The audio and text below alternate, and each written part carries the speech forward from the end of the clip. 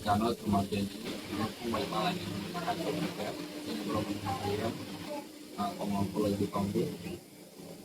Di kasan yang beli pas kapan or sakit kayaknya dipakai vaksin job maka sini di sini itu kaki bil bonus baru training road tadi kalau sini sponsor kayak ini hari bangun ini lagi khatam kah tadi ke tabok sih sini di perasaan di sini first time Japan high developed country wo sau yang itu sini Bubagra ni Chaithokmungbaii ni orang jaga tarik high road nabi saya ni orang jaga training center for job itu kayu India itu bangma orang orang jaga sini itu pernah betulan naik ni sini orang jaga ni kalau kalau jelai saat sini itu perawan nars for naik orang tapi betul job rawan itu ada konsaltan apa orang semua sih target kayu ni ya betul Wila orang itu nasi filap kayu masih itu nanti sio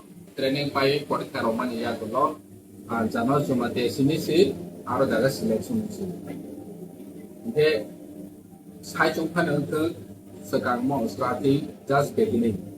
Jadi di perasaan ini pas orang sok kemana sini bangun ke perawan kayu ni kata tanya ke kaca se lama puban setelah jod tu mesin tu ke lama puban ni ke saya cuma memang berapa. Dia open inklusi tu banget tu ni. Nasa kayu sini jangan cuma di arut tangguh bojok kayu ni bising tu. Sini di perasaan ni lama ro warga ni ini kan ke tabok sini di perasaan bayar tangguh job kayu ni itu business kayu ni itu orang mana tabok musuh ni tunggu ketal generation ro. Sini generation kayu ro talent mesti kena orang kerja nos nana ni bagai opportunity mana sini jangan cuma di sini baru Japan or tong mana di sini. 5 year ni bagai kontrak Mankha Tokyo wo job Mankha 5 year kontrak pai han ke boni te ni opportunity hanai tabo 5 year boni kontrak go boni pai sini India ni rang bai 2.5 lakh ni upor bo per month salary mana.